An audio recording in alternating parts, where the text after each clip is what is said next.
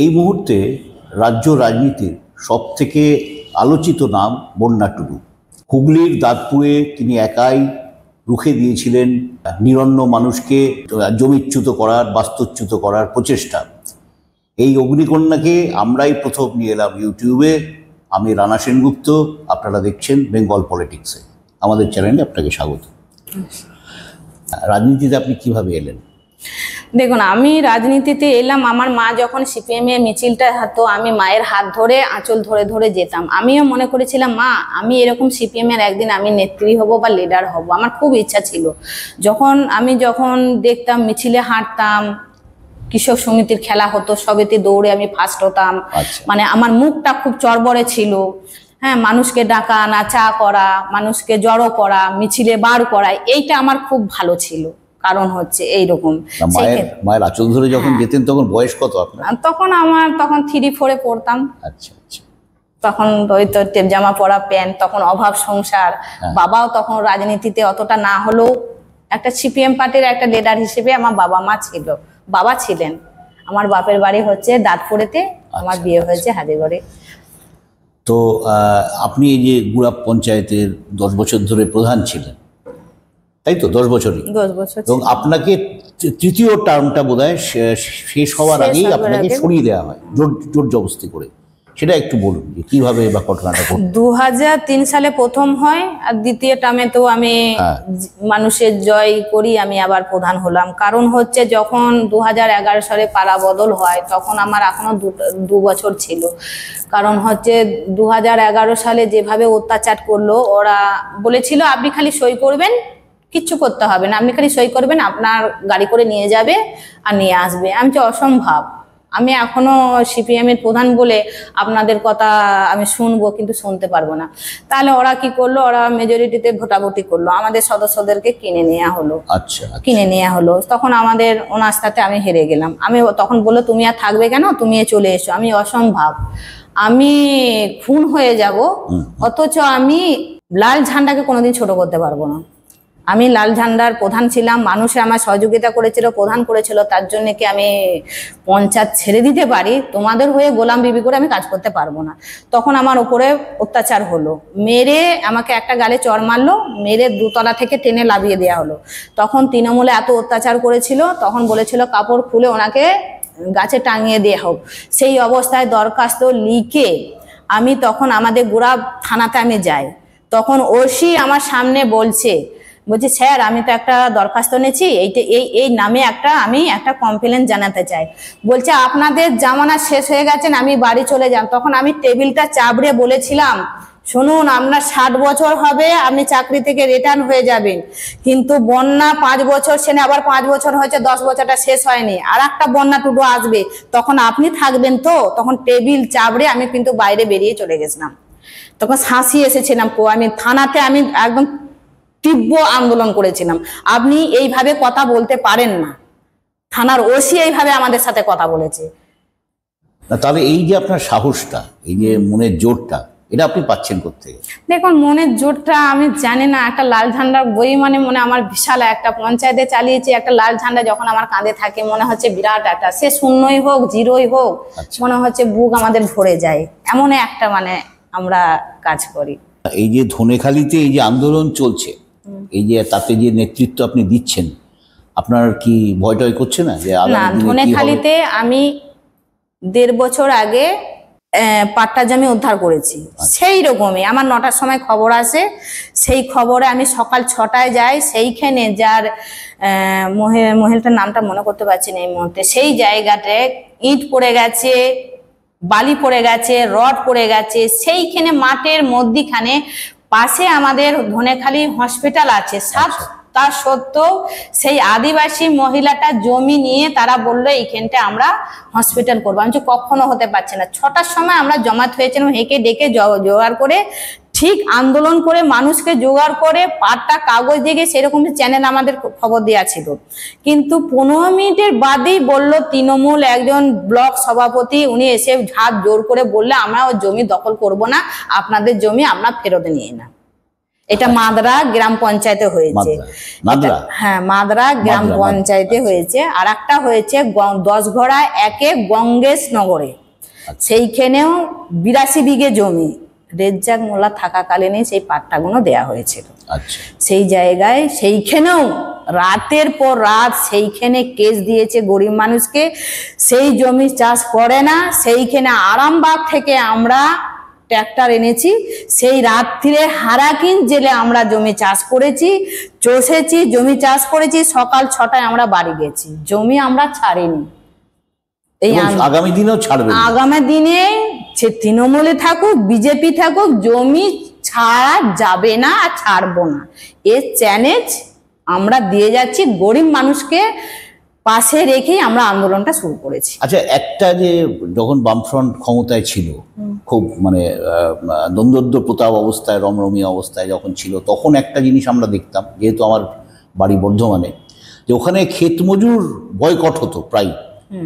ক্ষেত মজুররা কাজ বন্ধ করে দিতেন বা বিরাট রকমের মজুরি বাড়ানোর জন্য দিনের পর দিন আন্দোলন করতেন।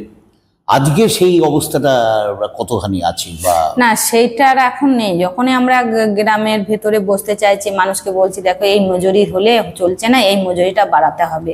কৃষকের একটা দাবি থাকবে, ক্ষেত মজুরের একটা দাবি থাকবে। এটা তৃণমূল বোর্ডে কি হচ্ছে, যখনই দেখছে একটা সিপিএম জমায়েত করছে, এরা ভয় খাচ্ছে এই জায়গায়। কারণ হচ্ছে এরা এলে মজুরি বৃদ্ধি আন্দোলন করবে, মজুরিটা বাড়িয়ে দেবে, সঙ্গে সঙ্গে পঞ্চায়েতগতভাবে এরা প্রচার করে দিচ্ছে 10 টাকা বাড়িয়ে দিচ্ছে। কিন্তু সেটা তো কথা নয়। কারণ হচ্ছে 10 টাকা বাড়িয়ে দিল, কেউ জানতে পারলো না, মাইক খুঁয়ে বলে দিল, এটা কথা নয়। কারণ হচ্ছে একটা যে বামপন যখন আমলে ছিল, যখন একটা চ্যাটায় বসে আমরা বসতাম, সব মানুষই থাকতো, যারা খেটে খাওয়া মানুষ থাকতো, একটা চাষি থাকতো, তারা বসে আলোচনা করতো যে এই মজুরি হলে চাষিকে জিজ্ঞেস করতে হতো, খেটে খাওয়া মানুষে তাকেও জিজ্ঞেস করতো, ঠিক বাবু ঠিক আছে, এই মজুরি হলে আমার চলবে। এটা কি হচ্ছে, তৃণমূলে বোর্ডে এইসব আর হচ্ছে না, সবটাই চুরির মাধ্যমে চলছে ওদের। মানে ওরা একটা ঠিক করে দিচ্ছে, ঠিক করে দিচ্ছে, এই 10 টাকা বাড়িয়ে দেয়, কারোর সাথে আলোচনা করে না। কারণ আছে কাউকে বলবে না। কারণ হচ্ছে আমরা যখনই বলবো আজ মজুরি বৃদ্ধি আলোচনা করব, আজ মজুরি বৃদ্ধি আন্দোলন করব, সঙ্গে সঙ্গে যে হোক, এখন তো পাড়ার কিছু তৃণমূলের চেলাচমড়ারা আছে, তারা গিয়ে বলে দিচ্ছে মাইক প্রচার, কালকে মাইক প্রচার করে দিচ্ছে 10 টাকা বাড়িয়ে দিলাম। কিন্তু তারা ওটা অখুশি, বলছে এটা অখুশি, চাষিরা অখুশি। কিন্তু এখন জগৎটাই চলছে এখন চুরির মাধ্যমে, এখন তৃণমূলের বোর্ডে, ওই জন্যই ওরা কিছু বলতে পারছে না। চাষিদেরকে যা বলছে তাই মেনে নিতে হচ্ছে। আপনার পরিবার সম্পর্কে বলুন। দেখুন, স্বামী কি করেন, ছেলে মেয়ে কটি, তারা পড়াশোনা কোথায় করে, কি কি পড়াশোনা করে? আমার স্বামী স্কুল মাস্টারি করে, প্রাইমারি টিচার, বারুলে ভাস্তারায় করে। আর আমার ছেলে, বৌমা আছে। আমার ছেলে গাড়ি, এটা ট্র্যাক্টর কিনে দেওয়া হয়েছে। এখন তো চাকরি বাকরি নেই, কে দেবে চাকরি? ছেলে যখন 2011 সালে মাধ্যমিক পাস করে 11-এ যখন ভর্তি করে, তখন আমার ছেলেকে ভর্তি ওরা নেয়নি, স্কুলে ঘাড় ধাক্কা দিয়ে বার করে দিয়েছে। আর তখন বন্যা টুডু যখন প্রধান ছিল, এটার কারণ কি, যে আপনারা সিপিএম করেন? সিপিএম করি বলে। যখন তৃণমূলে বোর্ডে এলো, তখন আমার ছেলে মাধ্যমিক পাস করে 11 ক্লাসে ভর্তি করার জন্য ভর্তি নিয়ে যাবে না কেন? বন্যা টুডুর ছেলে, বন্যা টুডু ভয় খায় না, দাঁতে দাঁত দিয়ে লড়াই করে। প্রচুর অত্যাচার হয়েছে, আমার বাড়ি ঘর ভাঙা হয়েছে, বস্তা বস্তা ওই জাল টাকা ছড়িয়ে দিয়েছে, সবুজ আবির ছড়িয়ে দিয়েছে, জলের ড্রাম ভেঙে দিয়েছে, কাঁচ ভেঙে দিয়েছে। আমি জেলা পরিষদে দাঁড়িয়েছিলাম বলে ছেলে 3 মাস জেল খেটেছে, সেই ছেলেকে আমি দেখতে পেতাম না। তাতেও আমার ছেলে বলেছিল, মা তুমি তো চুরি করনি, ডাকাতি করেনি, আমি জেলখানায় আছি, তুমি জেলা পরিষদে দাঁড়িয়েছো, হার হোক জিত হোক, তুমি নমিনেশন ফাইল তুলবে না। আমি 3 মাস বাদে 4 মাস বাদে আমি যাব। কিন্তু এখন এমন একটা কেস দিয়েছে, সরকারির ভাঙার কেস, মানে কাগজপত্র লুটপাট করেছে, সরকারি হাসপাতাল ভাঙচুর করেছে। যে ছেলে ঘর থেকে বেরোয় না, সে যুবর একটা নেতা, আমাদের বুড়ো অঞ্চলের সভাপতি, সেই ছেলেটাকে ঘাড় ধাক্কা দিয়ে ঘর থেকে টেনে টেনে নিয়ে গেছে। এত অত্যাচার, এত অত্যাচার হয়েছে, সব করেছে এই তৃণমূলের বোর্ডে। এই 2011-র পরে যেটা ঘটলো ঘটনাটা, যে সিপিএম ধীরে ধীরে দেখা গেল কলকাতার মধ্যেই সীমাবদ্ধ হয়ে যাচ্ছে, গ্রাম অঞ্চলে যেন প্রভাবটা অনেকটা কমে গেল। এই যে আপনাদের আন্দোলন যেটা চলছে, এই যে গ্রামে গ্রামে যে ছড়িয়ে পড়ছে আন্দোলনটা, এর দ্বারা কি বিধানসভা ভোটের কিছু ফলাফল পড়বে বলে মনে করছেন? 2011 সালে যখন 11 সালে তৃণমূলের বোর্ডে এলো, ব্যাপকভাবে গরিব মানুষের অত্যাচার হয়েছে। সিপিএমের পার্টি অফিস ভাঙচুর, যে সিপিএমের খেটে খাওয়া মানুষের ঝান্ডা ধরতো তাদের কোমর ভেঙে দেওয়া হয়েছে, হাত ভেঙে দেওয়া হয়েছে, শয়ে শয়ে 2 করে 3টে করে কেস দেওয়া হয়েছে। তাই খেটে খাওয়া মানুষ একটু মুচড়ে পড়েছিল। তারা বুঝতে শিখেছে যতই মারুক যতই ধরুক আমরা এইটা নাপছি না। কারণ হচ্ছে এই সন্ত্রাসটা ওরা চালিয়েছিল যে গরিব মানুষকে সামনে আসা দেয়া যাবে না, গরিব মানুষ এলে লাল ঝান্ডা চাকবে, সিপিএমরা চাকবে, এইটা তৃণমূলেদের ভয়। ওই জন্যই গরিব মানুষদেরকে সামনে সাদারে আসতে দেয়া যাচ্ছে না। আর আমরাও আমরা যে যত বলবে ততই গরিব মানুষের পাশে। এই দাঁতপুরের ঘটনা কেন্দ্র করে আরো যেভাবে ছড়িয়ে গেছে, টোটাল পশ্চিমবাংলার জেলাগুলো ছড়িয়ে গেছে, গরিব মানুষে এবার বুঝতে শিখেছে। গরিব মানুষে গেলে আগেতে চ্যাটা দিত না, এখন গরিব পাড়াতে গেলে বসতে জায়গা দিচ্ছে, যে আপনারা আবার ফিরে আসুন, আবার আমরা লাল ঝান্ডা দিয়ে লড়াইটা শুরু করব। এটা গরিব মানুষের কথা। ধরুন আপনাকে আপনার দল আর কি সিপিআইএম আপনাকে দাঁড় করালো ধনেখালি বিধানসভায়, জিততে পারবেন? দেখো বিধানসভা এটা তো ফরওয়ার্ড ব্লকের সিট, আমি কেন বলবো ধনেখালি দাঁড়াবো?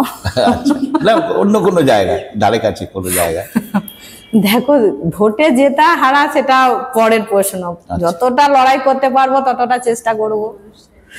মানুষকে যতটা বোঝা করবো, মানুষের যেটা যাচ্ছে নিশ্চয়ই তারা চিন্তা ভাবনা করবে। বাহ। কিছু সিপিআইএম এর মহিলা নেত্রীদের কথা শোনা যাচ্ছে যারা অগ্নিকন্যার মতো আচরণ করছে। আপনি যেমন এক অগ্নিকন্যা, মীনাক্ষীও এক অগ্নিকন্যা, দীপশিতাও এক অগ্নিকন্যা, সোনামণি টুডু, এরা যারা উঠে আসছেন, এই মহিলা নেত্রীদের উঠে আসার কারণটা কি? মহিলারাই এগিয়ে আসে, মহিলারাই সব। কিন্তু এটাও তো দেখছি পশ্চিমবাংলায় আমাদের যেমন মীনাক্ষী আছে, সোনামণি আছে, এখন ইদানিংকালে বন্যা টুডু আছে, দীপ্তিতা আছে। কারণ হচ্ছে তো লড়াই চলবে, সামনে সাদের মেয়েরাই তো আছে। এই যেমন দাঁতপুরের ঘটনা, আমরা মেয়েরাই তো আগিয়ে এসছি। বন্যা টুডুই তো দিয়েছে, বন্যা টুডুর পাশে যে মহিলাগুলো দিয়েছে, আগামী দিনে আমাদের এই যে কটা নেতৃত্বে আছে এইভাবেই আমরা চালাবো সামনে সাদেরে, তাতে আমাদের সবাই একদিন না একদিন কিছু ফল পাবো।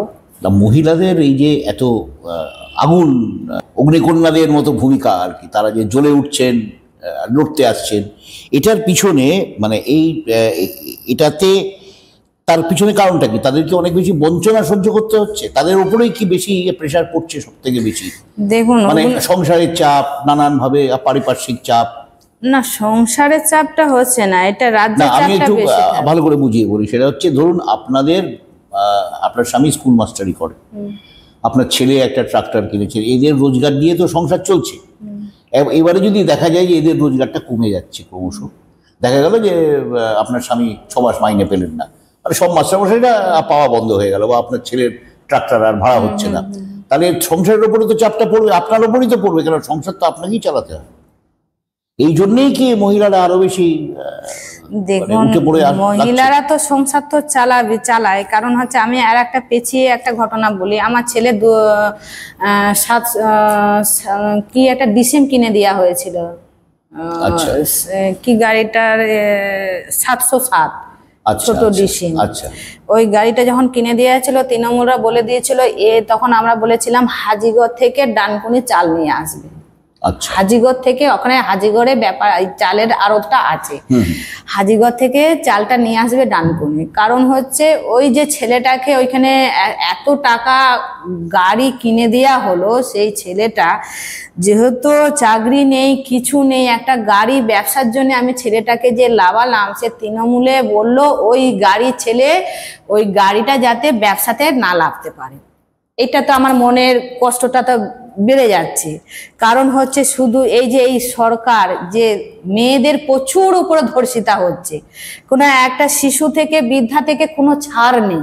কারণ হচ্ছে এই যে একটা মহিলাদের আগুন, আরজি কল ঘটনা যেটা হলো, সব মানে কোনো কাগজ লুটপাট হয়ে গেল। এটা দিনের পর দিন সহ্য করে আমরা আছি, কেন আমরা একটা ঝান্ডার দিকে সামনের দিকে এগোবার চেষ্টা করছি। আর এই যে সরকার যে দিনের পর দিন মানুষের উপরে অত্যাচার, শ্রমিকের উপরে অত্যাচার, ছেলেদের উপরে অত্যাচার, মানে যুব সমাজটাকে তছনছ করে দিল।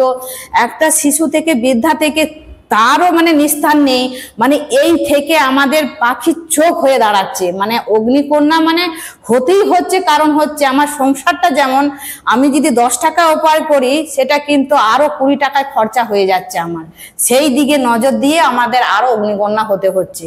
কারণ হচ্ছে এ আসবে না, ও আসবে না, যাকে হতে এসে আমাদের লড়াইটা তো করতে হবে। তা আগামী দিনে এই লাল ঝান্ডাকে নিয়ে আমরা লড়াই করতে চেষ্টা করছি।